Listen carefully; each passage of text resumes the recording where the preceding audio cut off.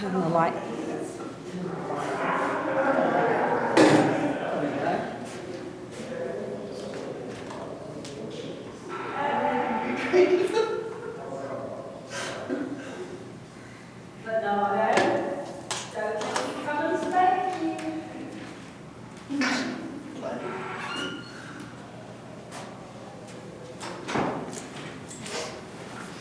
All right, everything is recording, so we should be good. Tonight we have 2 presentations, so we can test out this Collaborate, make sure it's going to work properly, because I haven't used it this year. So this will be the first time this semester.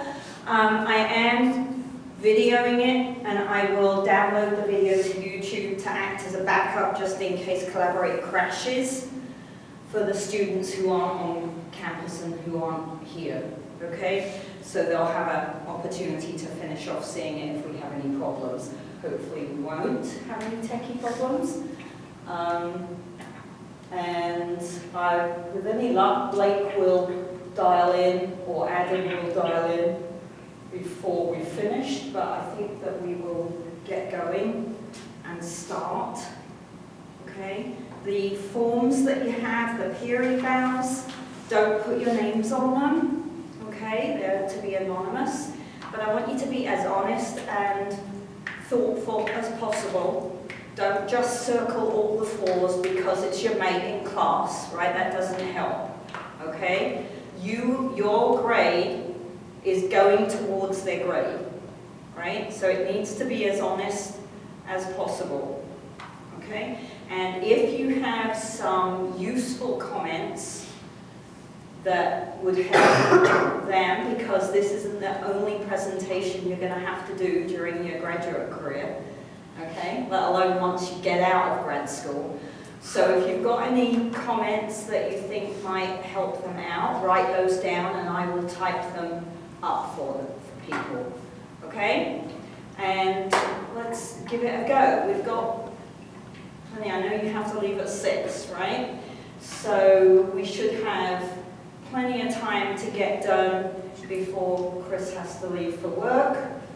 And it's up to you whether you take questions as you're going through or whether you ask people to wait and give you questions at the end, okay?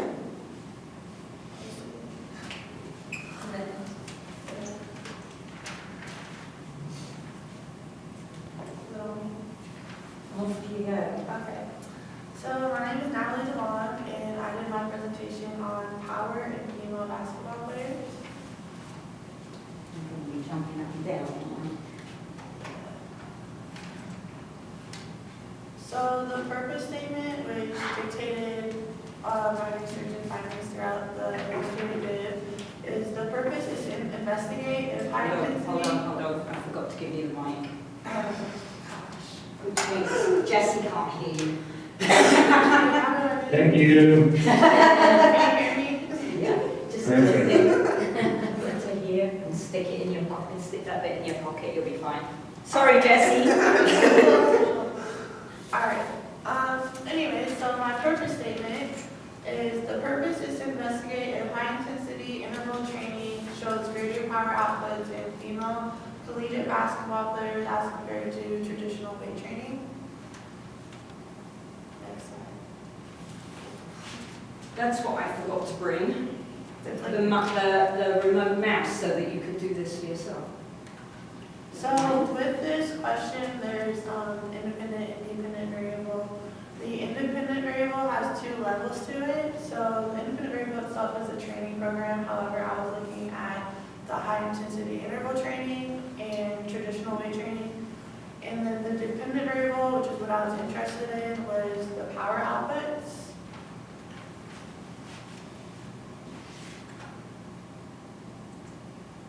So for the annotated bibliography, we obviously had 6 different studies. And for this presentation, I'm just going to highlight the 2 that I thought applied the most to female collegiate basketball players. So the first one, the name of the article was Effects of Heart Rate versus Speed-Based High-Intensity Interval interval training on aerobic and anaerobic capacity of female soccer players. So the purpose of the study was to compare the effects of a heart rate-based and speed-based intensity sessions for high-intensity interval training on aerobic and anaerobic capacity of female soccer players. The participants were 16 healthy female soccer players, aged 21 to 23 years old. I really personally like this study because they're from a semi-professional soccer academy, so they're elite athletes, and that's very comparable to a female collegiate basketball player.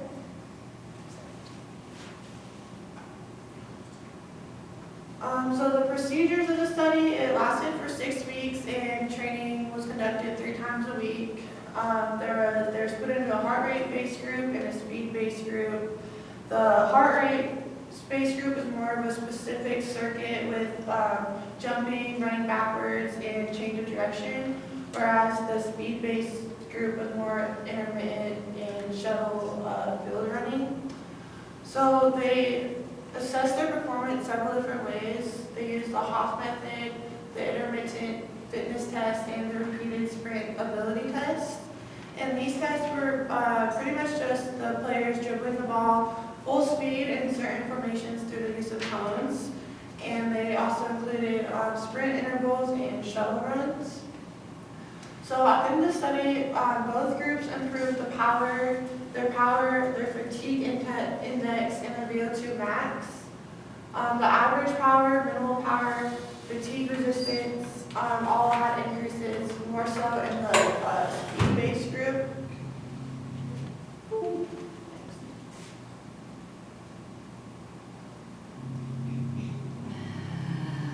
What does that mean?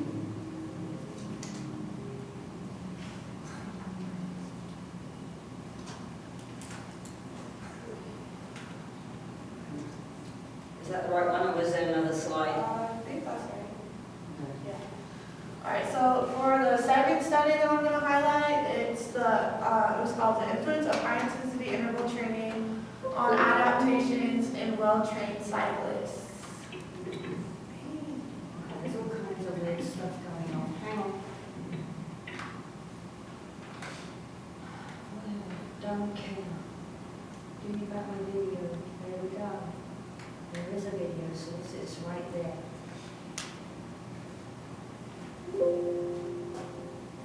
It's not just you, Jessie.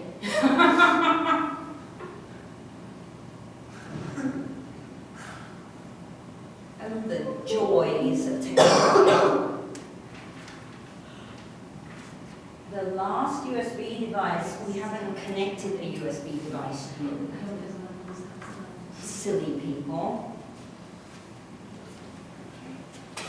All right. Sorry, Nat. It's okay. Close to my time, right?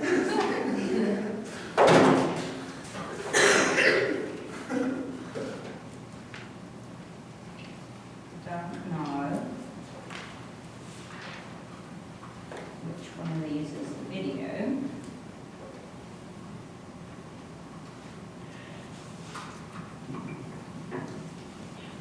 Let's try again. There is a video source found because you just showed it to me.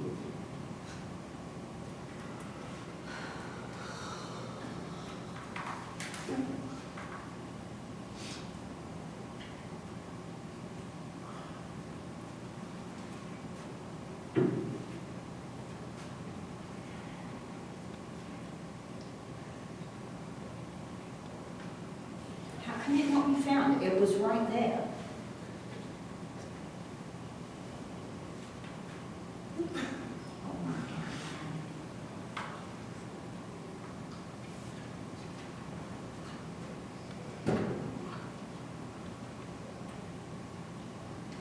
I'll God. help you, but I'm not done talking, so. How can it say it's not found when it's showing the picture?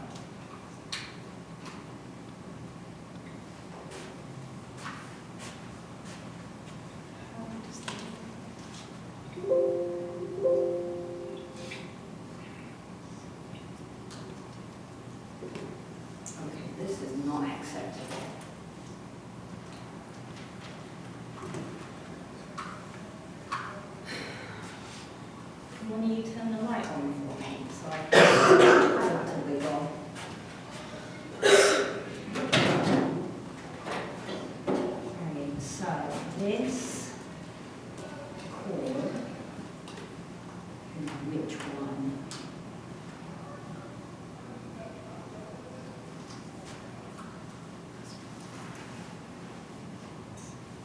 Logitech. Logitech, it's going to be this one.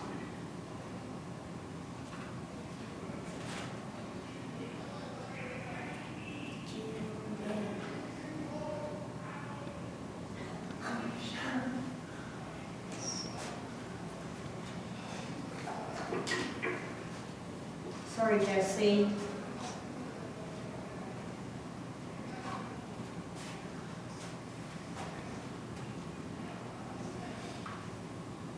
All right, see when I wiggle it, it's doing something.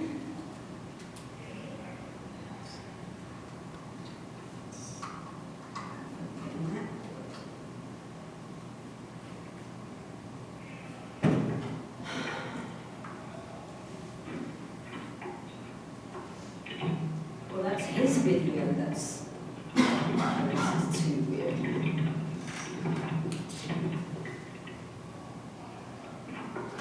And the mouse isn't working either.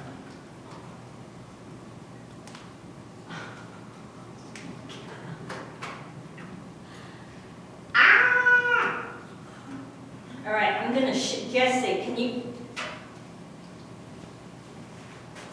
can you hear me? Hello? I'm going to close it down and open it again and see if it corrects itself.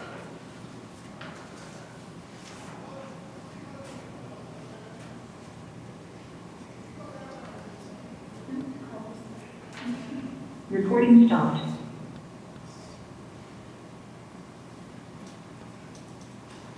I don't need any. Don't you dare update me now. Does the camera start working everyone? No, I'm going to close it down, Jesse, and open it again.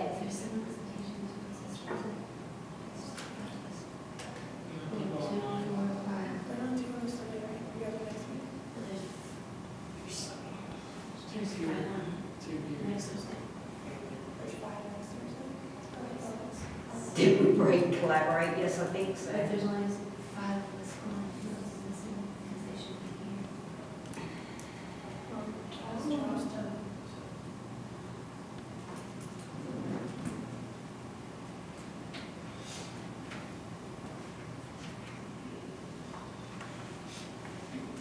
Okay, let's try again.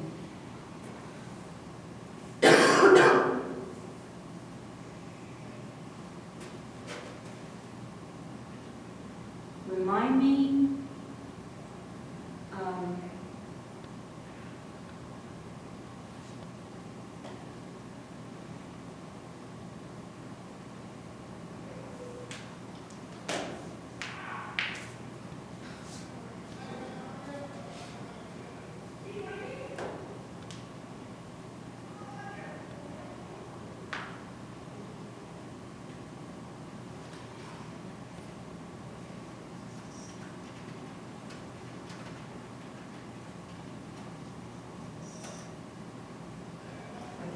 the video can be dead when we just have it. Still can't see anything. No, it's dead.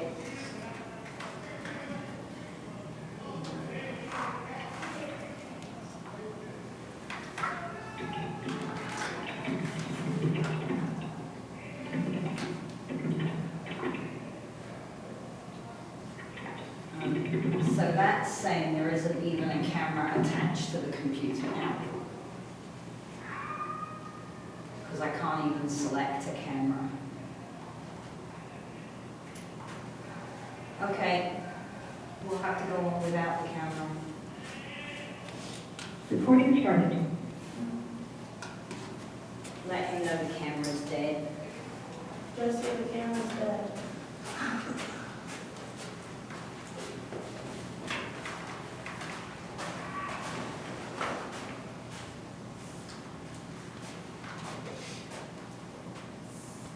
Okay, is that the right slide? Yeah.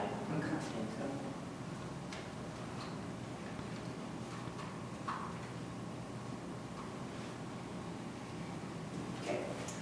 So the second study, the name of it was Influence of High Intensity Interval Training on Adaptations in Well-Trained Cyclists. The purpose statement for the study was the study investigated adaptations to plasma volume and aerobic capacity in first and second medullary thresholds that occurred in well-trained cyclists randomly grouped into 3 separate training programs. The participants of the study were 41 well-trained male cyclists and triathletes who were 25 years older, old on average. And all the participants had to have at least 3 years intense cycling experience prior to this study.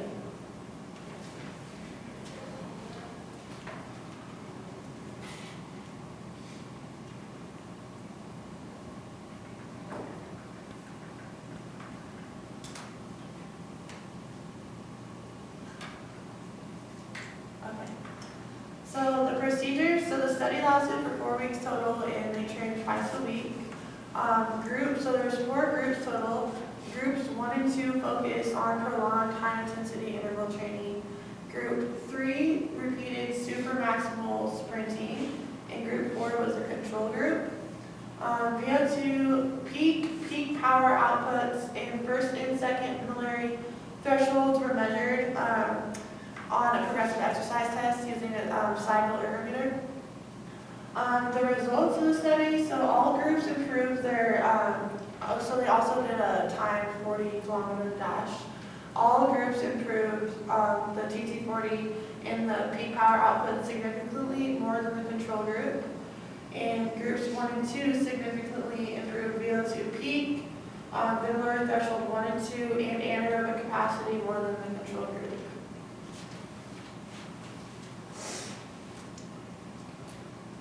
So why this topic? The first reason is because I'm obviously a collegiate basketball player myself, and I know that the primary physiological requirements are strength, power, and agility. And I feel like when I was doing the research, there's more on strength and agility, more so than power. Another reason is I'm really interested in programming and periodization cycles. So I could actually see myself being a strength coach one day, so knowing when and how to incorporate the high intensity interval training into a workout, especially because it is less time consuming, could be very beneficial for my athletes. And after kind of browsing the databases, it was apparent that there's not a lot of research for female athletes in general and how their body responds, so how the power improves, how their strength improves.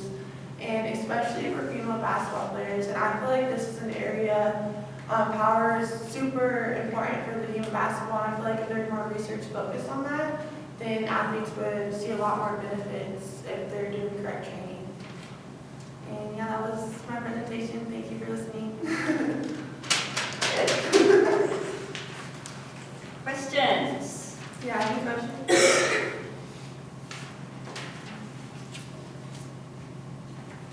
And I had other studies, there was one study that dealt with older men and how their power would improve through high intensity interval training. I just thought those two applied more to athletes because those are actually elite athletes. So it's kind of applied more to female basketball players.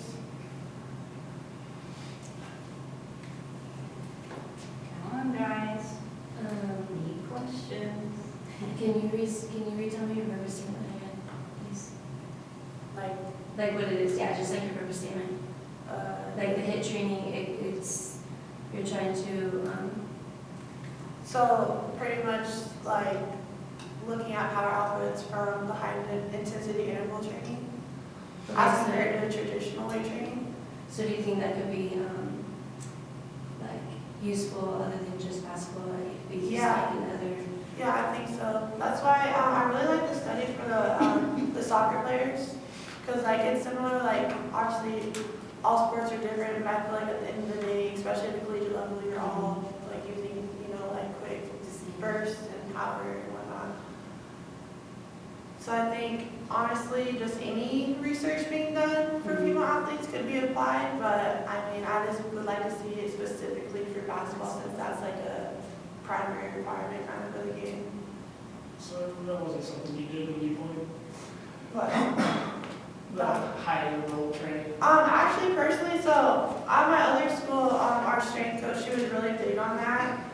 So our lifts, they would have complexes, and it was really fast paced. And I saw, at least I think I did like a great improvement by using that. And from here, like LV is a little different. It's not as like quick and like, you know what I'm saying? So I personally feel like I saw a greater benefits at the at old school, because it was just more based on high intensity, like quick complexes instead of like traditional, you know, where we kind of like set, rest forever. Like we were just like on the go completely. So I personally think that's a better method, but there's the research. I guess why do you think there's a lack of research in this field? Just because like there's some research on it, but it's mainly tailored to like male athletes, and digging through the databases was kind of hard because I couldn't find much on female athletes, especially when it came to power in general. So I just think like they're just people are more focused on like football players or like male basketball players as compared to like all athletes. Ask Jesse if he has a question. Jesse, do you have a question?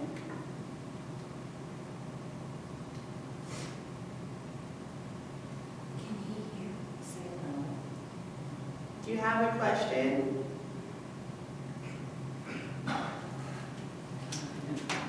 He should be able to hear. I'm not seeing any problem with the.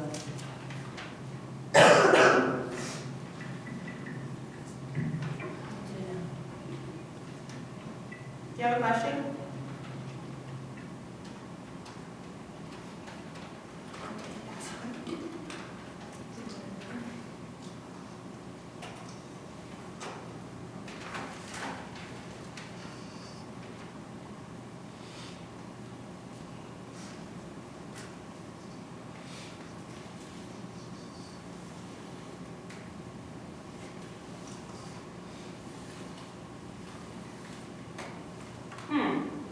Ask him if he can hear you. Can you hear me?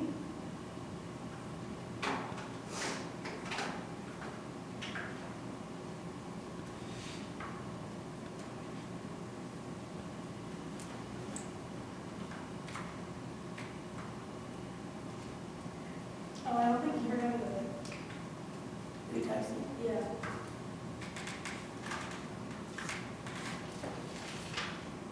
He should be able to see my question on the screen down here though.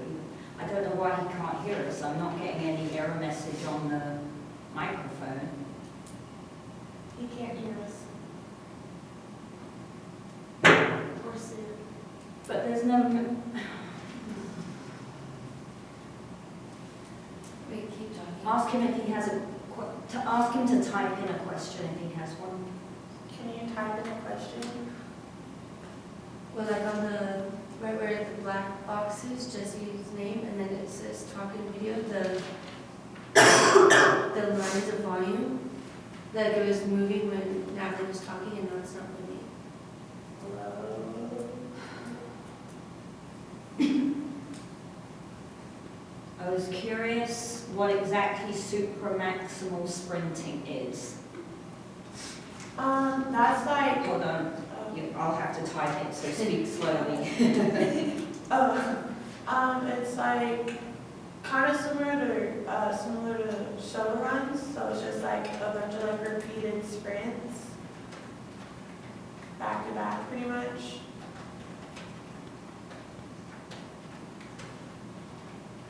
But overall, like the duration of the sprinting is shorter because like the high intensity interval training takes less time. It's just like more frequent in that amount of time. Tell me none of that came out. Oh my God. This is a nightmare.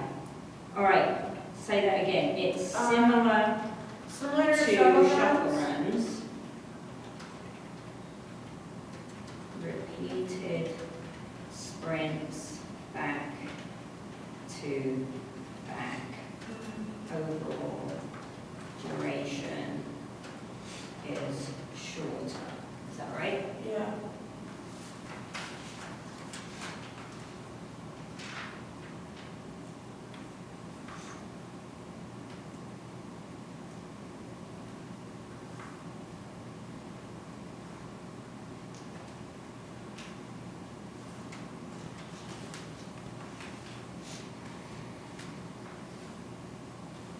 Okay. All right, good. Thank you. Come on, come on.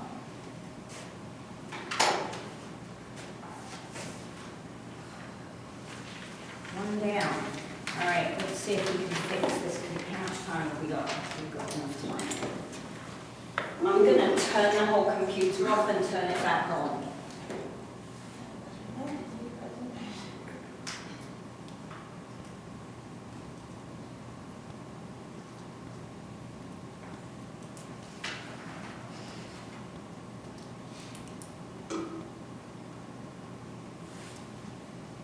Should I do a restart or a hard boot? Restart.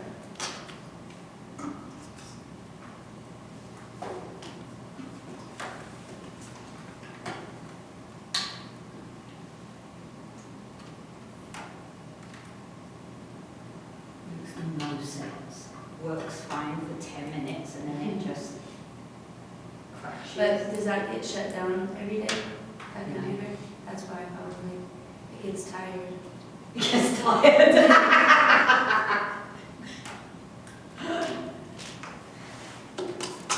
I'm so sorry. I don't know how that didn't spill, but. How long did it take to do the thing? Like your birthday stuff? I have a mouse.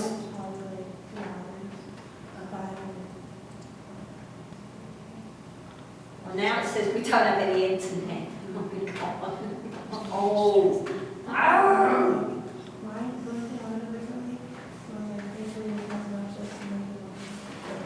Maybe highlight threes that we can say too, because there's no one coming to talk about it. Yes, we do have internet. Dr. Wall, have you ever heard of screencast? Have I ever heard of what? Screencast? Screen test? Screencast-O-Matic. It's like you're able to basically do a screen recording or a video recording of yourself over your PowerPoint. And then you can like upload it somewhere so others can view it. I know that's what we did in our undergrad for like projects like things. Maybe just easier. Yeah, for me, part of the assignment is doing it live. Yeah. Because there's nothing like, it doesn't matter how well prepared you think you are, there's nothing like standing up in front of everybody and suddenly going, right? And you need practice at that. All right, well, I have a mouse, so maybe I'll have a camera. What do you think?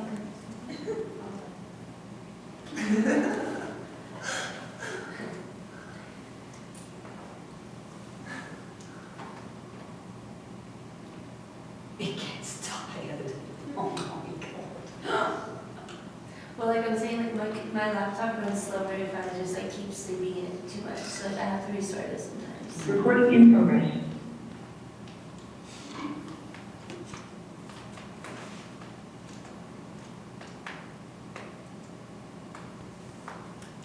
Da-da! We have a video. Turn on the microphone. Well, I just put fresh batteries in it. The microphone is on.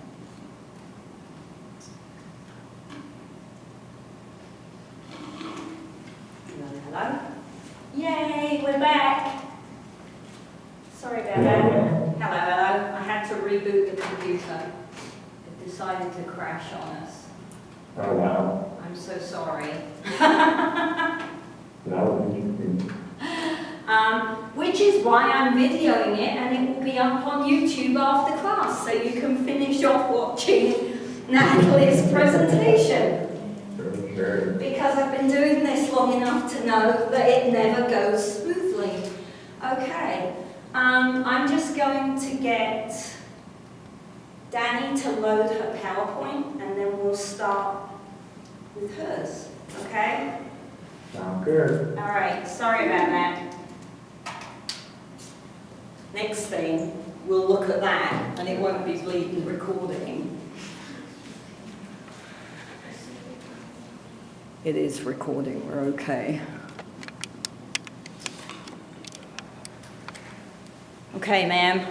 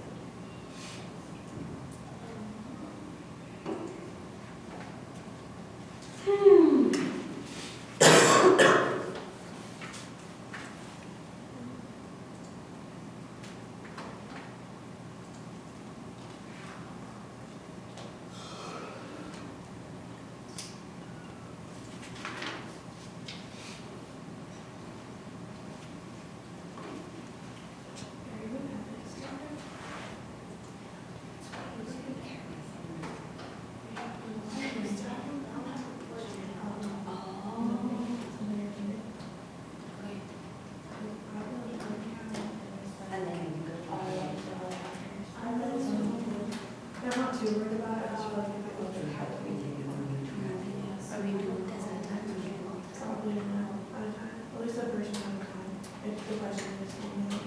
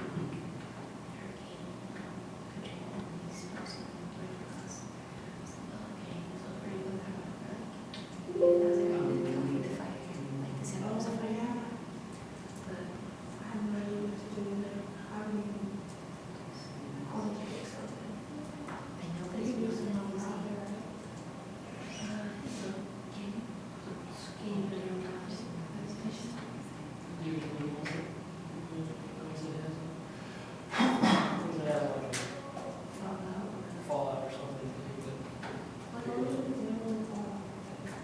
He said that it was, that's what I was just saying. Oil spills. Bid. It was a trial that I could provide. This is like, what is it?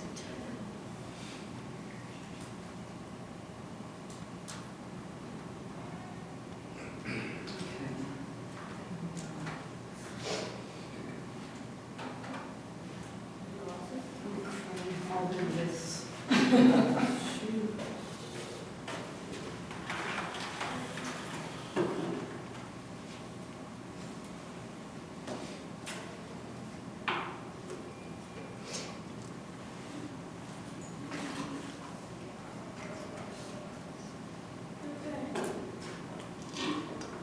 So, my name is Danny. I'm a graduate assistant athletic trainer here.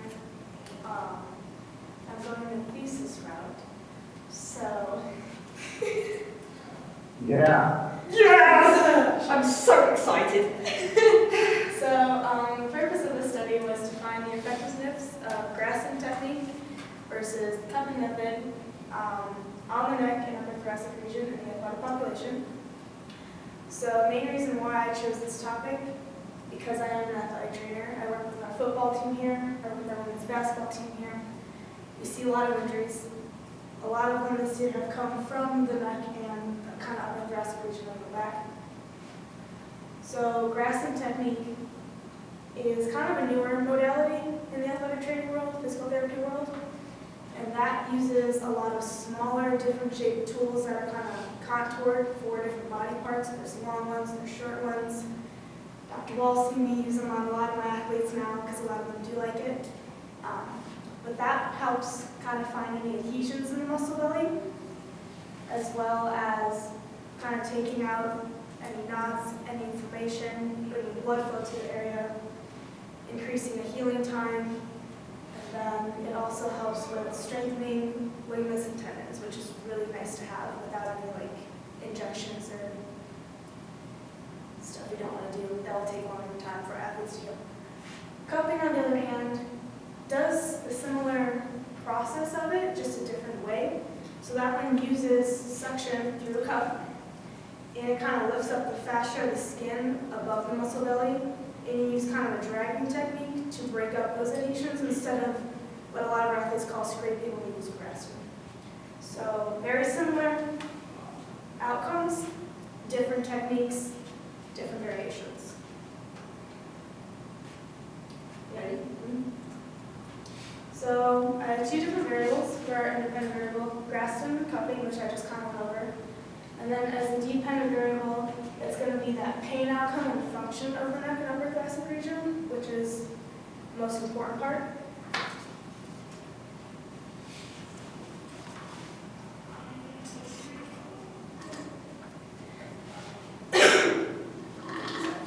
So the first, I had 6 different articles. I picked 3 out of the 6 just based on how much information and what they actually kind of did during their tests. So the first one is the efficacy of instrument-assisted soft tissue mobilization for musculoskeletal pain, systematic review. So instrument-assisted soft tissue mobilization is what Graston is considered to be under, because there are different techniques out there. Graston is just one of the few. There's also hawk grips. There is another one I can't remember the name of, but they're all just different procedures, but they're all under the same category of ASTIP. So the purpose of this one was to just help determine whether ASTIP was effective in reducing the pain intensity in the treatment of these conditions. There's a whole bunch of different words that we use in a couple different databases. So we had PubMed, Cinehall, Medline, Ray Jones, Sports Discuss. And then all of these studies ended up showing a significant reduction in pain immediately after treatment, as well as through 12 months post-treatment. Excuse me. Thank you. However, the one thing I didn't like about this article was that even though we checked after treatment, the 3 to 12 month gap is kind of a long gap for me. So even if somebody's still having pain after injury, they should theoretically get better within a 12-month period. So I feel like there's other factors that could contribute to that. So with this article, I feel like if we narrowed it down and actually had different windows of treatment time, it would be a little more accurate as to what the ASTIM is actually doing instead of just going off of each patient's individual pain scale. And that's another thing I didn't like about this article, was they did use pain scale as their measurement for progress, instead of actually using, like, did their range of motion actually increase? Did this specific joint, did they get more flexibility? Did they get more lateral flexion? Instead of just, what's your pain on scale 1 to 10? Because everybody has a different pain scale, and that's hard to measure. Sorry. The second one is also about the Graston ASTIM combination. So this one's called Instrument-Assisted Soft Tissue Mobilization, Systematic Review and Effect Size Analysis. This one kind of did the same thing. Is ASTIM actually good on range of motion, pain strength, and patient-reported function? So this one I liked a little bit better because they did measure that pain strength and the range of motion, and not just looking at what they reported. So when they measured range of motion in uninjured participants, it did appear to be effective in yielding short-term improvement. That's the one thing I didn't like. It was short-term. It wasn't long-term. Pain in the injured participants with use of ASTIM to decrease pain may be clinically effective in decreasing pain, but it's when treating non-specific thoracic pain. So it's not like this specific issue can help with this specific problem. It's just kind of a generalization. The other one, patient-reported function in injured participants, most beneficial for treating tendinopathies, which I can agree. In my clinical experience, I have seen a lot, so that one kind of made me feel a little bit better about the method I chose to use when I treat my patients. And then the last one, it was found to improve a patient's overall range of motion and pain, but it was not found to be effective in improving strength. which I didn't really expect it to improve strength, but we also like our athletes to get stronger when they're going through these rehab processes.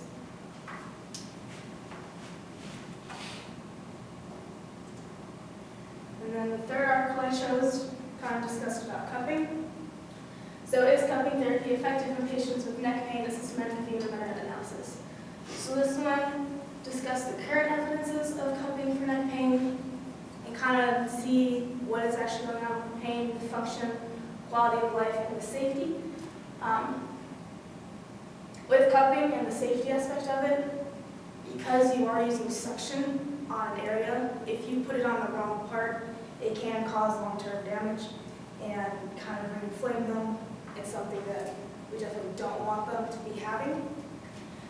So these ones they used neck pain, cervical spondylosis, which is just kind of the spinal vertebrae touching each other, cervical radiculopathy, so any nerve pain coming from those disc herniations, cervical disc herniations, and myofascial pain syndrome, which is just kind of general pain anywhere on the muscle. So cupping versus no treatment performed significant reduction in pain, which is also good. We like to see that. Quality of life, cupping group was indicating significant improvement, and the mental component summary. So when they say mental component summary, there's also another article I looked at that was comparing cupping and Graston with the placebo group. So is it working because they think it's working, or is it working because it's actually doing what it's supposed to do? So that was kind of something I didn't really want to see necessarily when I was looking at it. Because a lot of times when I have cupping, it's a monkey see, monkey do. If a soccer guy comes in and sees their guy doing cupping, they're going to want what he has because he likes it. So is it more mental or is it actually physiological? Cupping versus active control. Cupping showed significant reduction in pain. This last one really gets you. The level of evidence and findings of the included studies were found to be very low, preventing strong conclusions from being drawn from the effectiveness of this treatment. So is cupping actually doing anything? We don't really know. So I guess the next slide if you want.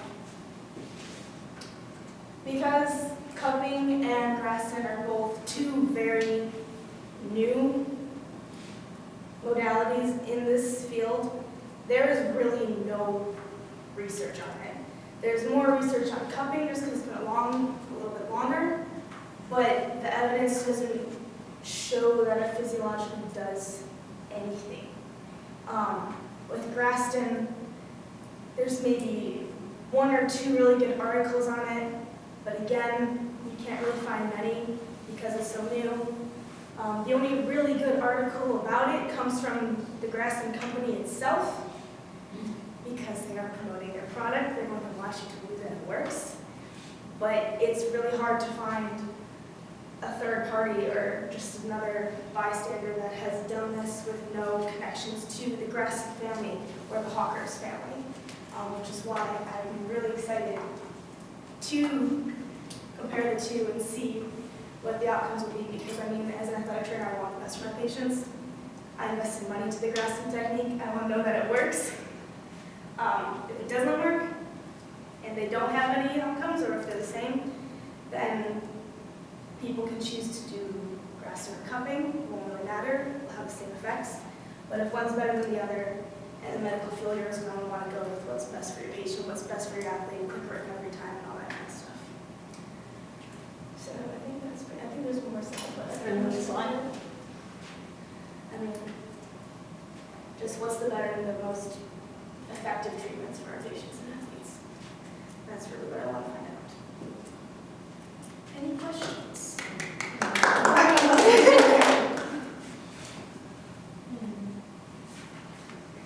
I have a question, Gary. Yeah.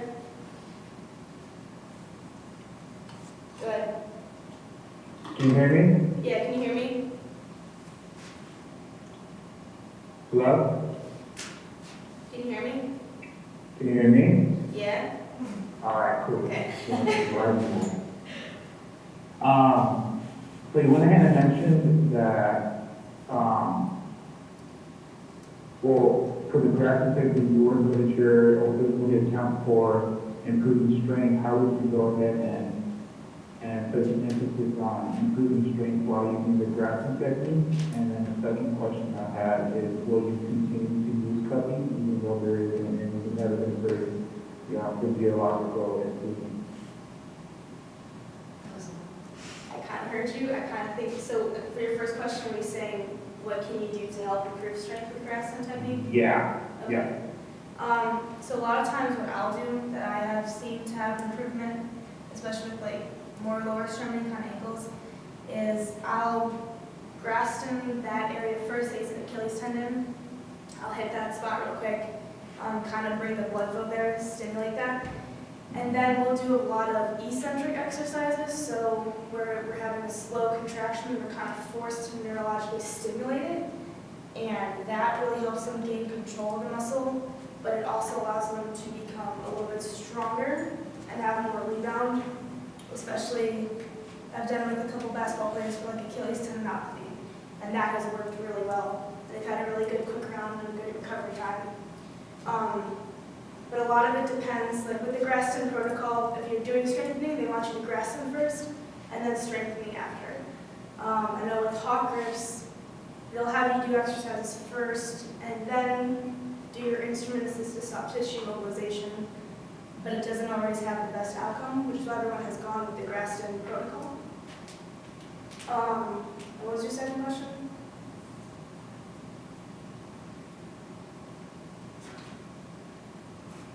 Audio is beginning to cut off. So maybe go a little bit slower and a little bit louder. Can you hear me? No, it's not moving.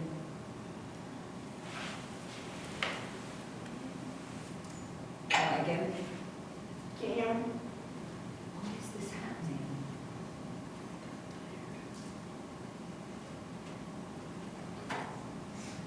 Okay, let me turn it.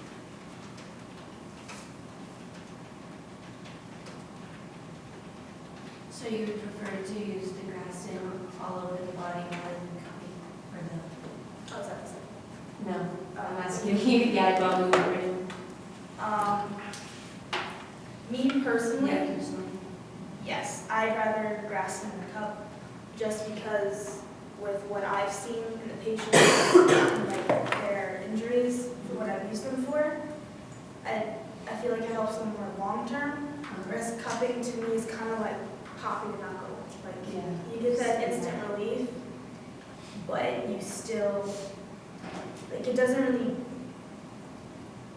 I don't want to say it doesn't really do anything because I don't really know, but based on the people and athletes I've treated, it hasn't really helped them as much as I've wanted it to. So I'm a big Graston advocate, which is why I'm really hoping that Graston turns out to be more successful. And if it doesn't, well then it doesn't. But now I know. Jess's second question was, will you continue to utilize cupping even though there isn't any evidence indicating physiological improvement? You don't really use cupping though, do you? I don't really use cupping. I'll use cupping if it's a kid that has had it in the past and they like it and it works for them, then I'll do it for them if it works for them. But if it's a new patient athlete that I haven't seen, I'm going to Graston them before I ever cup them. So Danny really uses cupping. She's hoping Graston wins the race. Is that okay? I won't put words in your mouth.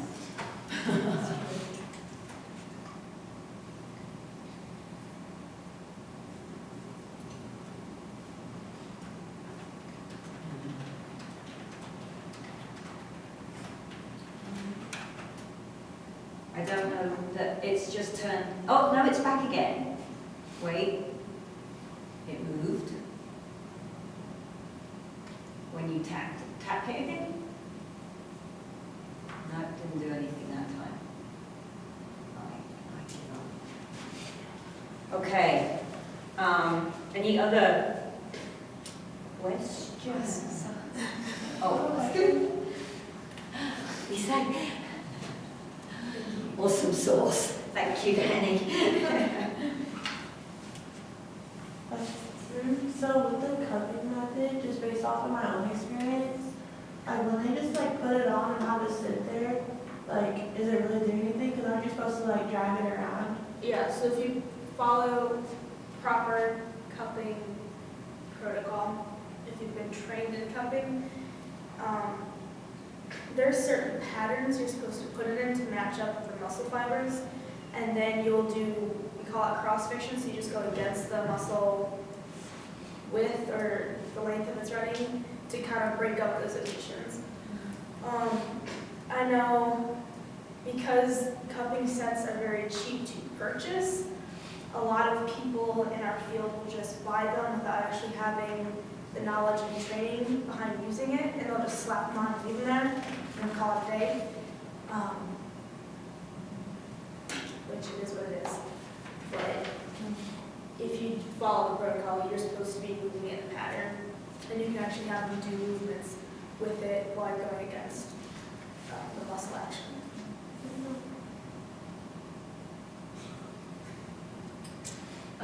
Well, from my personal experience with cupping, sometimes it would be rubbed on and then they would cup them and hold them there in that same spot. So it was like warm up and then set them there for like 10 minutes. Is Graston, okay, right, Graston. Do you have a specific time that you like? So Graston is only supposed to take about 5 to 7 minutes for each body part.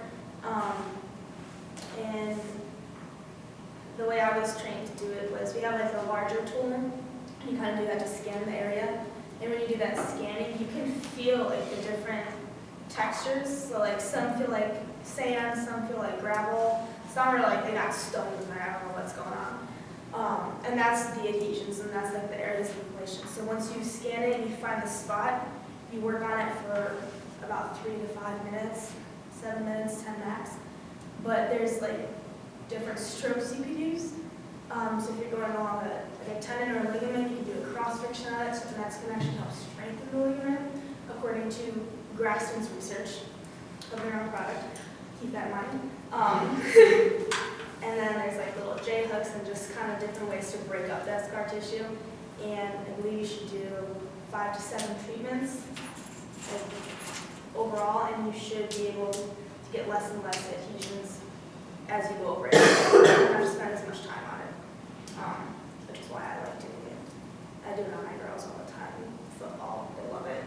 They think it works really well for them. So, and it's like an instant relief. It's like you can feel the difference. Because I know when I was in training, like I personally have really limited shoulder mobility just because of all my injuries.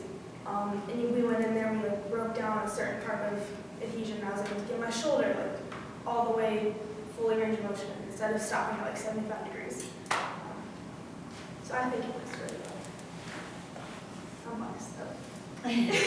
So doing the grassing before, like the day of the game, is that day or the day? Or should you do it the day before?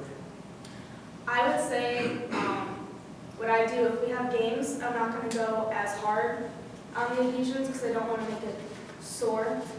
I'll go pretty light and quick. Whereas where it's an off day, if it's before practice, like early in the morning, I'll kind of go in and really dig it out and get in there. It should be good by the time practice comes.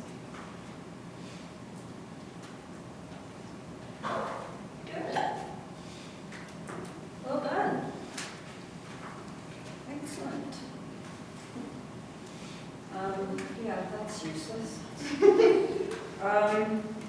I will have IT over to try to get this right because next week we don't have the time to be flapping around with videos and microphones. So I'll get them to come over and try to work out what's going on so that it runs a bit more smoothly. I need your papers, please, before you go. Everybody except you has their info back. I may have time to do it tomorrow. So yeah, that's kind of my top priority for when I finally get breathing space tomorrow. So I should have that back to you. Any questions from you two for next week? Other than, please make it work better. No, please take your time. No. It's stressful when it all goes completely halfway through. Thank you. I have a question for you, not work, not school related.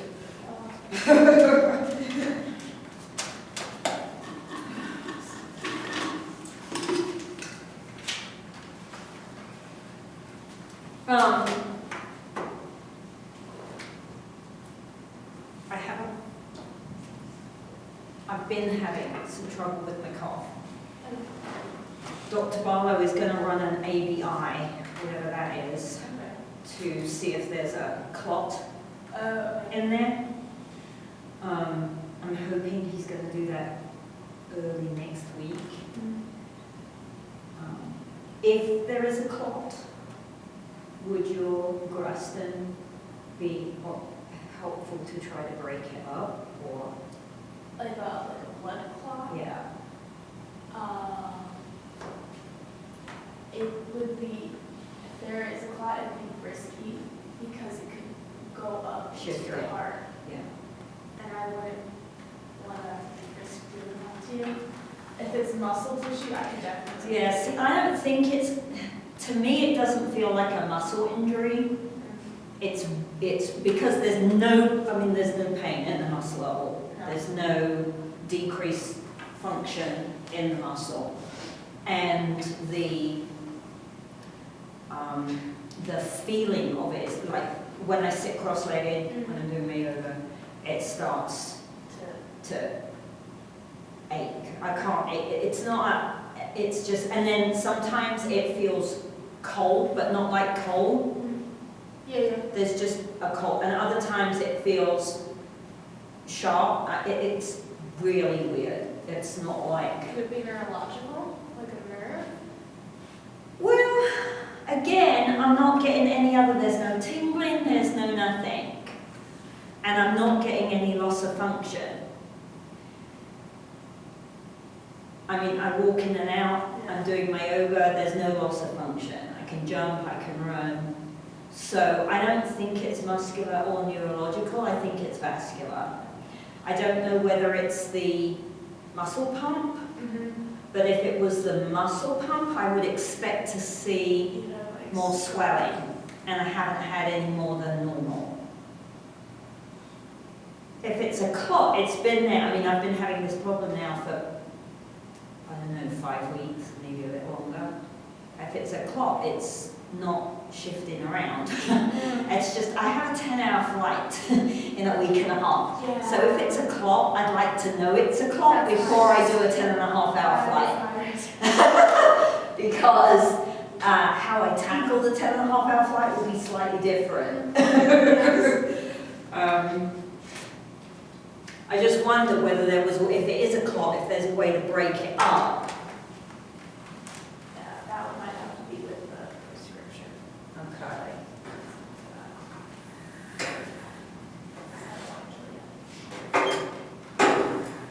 I don't know what it could be. It's just weird, and the sensations are really odd. So, the joys of being in your 50s, guys. Your brain gets all smart and wise, and your body starts cracking up and falling apart. All right, let's turn this off. Okay, so if you two could please email me your